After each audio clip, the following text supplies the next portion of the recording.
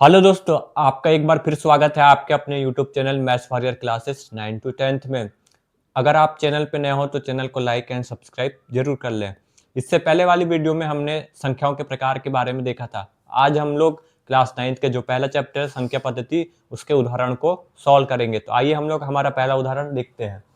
हमारा जो पहला उदाहरण है उसमें हम लोग को सत्य व असत्य के बारे में बताना है। तो हमारा जो पहला उदाहरण है उसका जो पहला क्वेश्चन है, लिखा गया है कि प्रत्येक पूर्ण संख्या एक प्राकृत संख्या होती है। जितनी भी पूर्ण संख्याएं हैं वे एक प्राकृत संख्या होती है। इससे पहले वाले वीडियो में हमने संख्याओं के प्रकार के बारे में देखा था और संख्याओं को जाना था। तो जो हमारी जो प्राकृत संख्या होती है वह 1 से स्टार्ट होती है, वह अनंत तक जाती है। 1 2 3 और कहाँ तक जाती है? अनंत तक।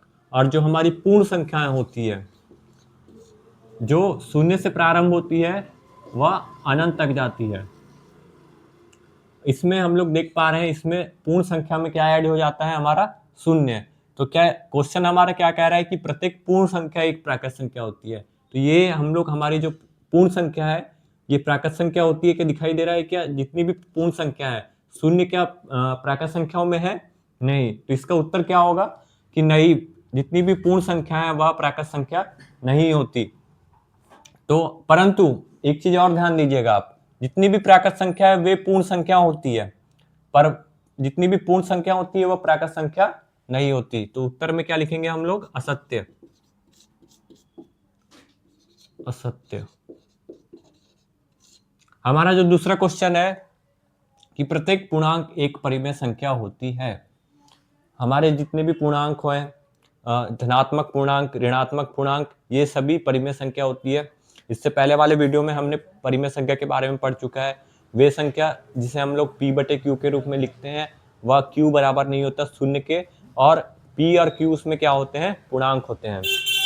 आइए हम लोग देखते हैं एक बार कि जितने भी हमारे पूर्णांक हैं, पूर्णांक -3, -2, -1, 0, 1, 2, 3 और आगे तक जितने भी हैं, और हमारी जो परिमेय संख्या होती है, परिमेय संख्या जिसको हम लोग क्या के रूप में लिखते हैं?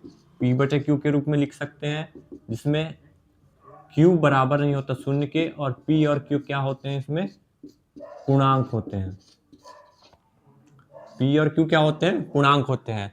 और इसके उदाहरण में हम लोग जैसे देख सकते हैं कि 1/2 -3/2 ये क्या है? एक पूर्णांक है।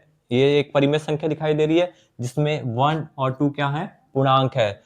तो हमारा जो क्वेश्चन कह रहा था कि प्रत्येक पूर्णांक एक परिमेय संख्या होती है, तो बिल्कुल सत्य है। ये बात बिल्कुल सत्य है कि जितने भी प्रत्येक पूर्णांक है वो क्या होते हैं? एक परिमेय संख्या होते हैं। हमारा जो तीसरा क्वेश्चन है कि प्रत्येक परिमेय संख्या एक पूर्णांक होती है। जितनी भी हमारी परिमेय संख्या है, जैसे कि हो गया 1/2, 2/3 या -1/2, ये सभी क्या होती है? पूर्णांक होती है। तो देखते हैं हम यहाँ पे लिखते हैं सबसे पहले तो हमारी परिमेय संख्या। हम लोग कोई भी परिमेय संख्या ले लेते हैं, जैसे कि 1/2 ले लिए या फिर 3/6। ये क्या है? एक पूर्णांक है। क्या पूर्णांक है? क्या -2, 3। जब हम लोग इसको भाग देंगे, जैसे कि 1 में हम लोग 2 का भाग देंगे तो 0, 1, 0, 0.5। तो जब हम लोग 1/2 को सॉल्व करते हैं तो हम लोग को क्या प्राप्त होता है? 0.6 से। 0.6 क्या है? एक परिमेय संख्या है क्या? नहीं है। तो इसका जो हमारा उत्तर होगा क्या होगा कि जितने भी प्रत्येक परिमेय संख्या एक पूर्णांक संख्या नहीं होती। ये क्या है? असत्य है। ये बात क्या है? असत्य है। नोट में आप सब लोग देखना कि जो शून्य है ना तो धनात्मक होता है और ना ही ऋणात्मक होता है। हमारी एक संख्या रेखा आपको दिखाई दे रही है जिसमें ये हमारा क्या हो गया? शून्य। शून्य ना तो निगेटिव होता है और ना ही पॉजिटिव होता है। यदि आप लोगों को वीडियो अच्छा लगा हो तो चैनल को लाइक एंड सब्सक्राइब जरूर कर ले, जिससे आपको आगे आने वाली वीडियो के नोटिफिकेशन मिलते रहेगा। Thank you.